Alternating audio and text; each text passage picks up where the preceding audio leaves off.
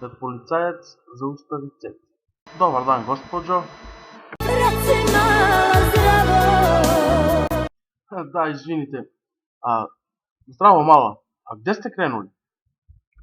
Kuda idu ostavljene devojke? A kuda je to mala? Okolina moja zna, okolina će ti reći. Jeste vi to pili mala? Pola sam pijana, a tek je 1:30. Jao mala, šta ste pili? Duplu vodku su teko. Morat ću da vas zamolim za vozačku i ličnu kartu. Nemam ja godine, nemam ime ni prezime. Morat ću da vas privedem malo. Pa ti to meni namjerno radiš, pa ti to meni namjerno.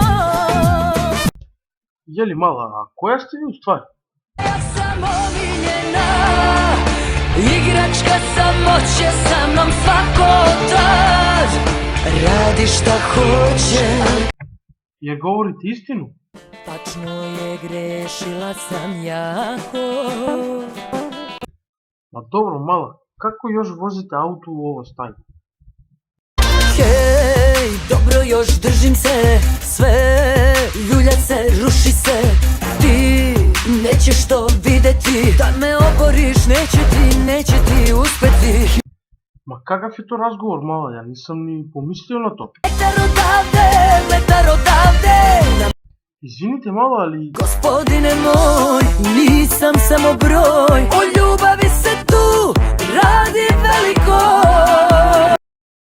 Želim vam prijatnu večer mala i budite pažljivi, molim vas, prijatno. A didule, zbogom je prijatno, sve što tebi sviđa se.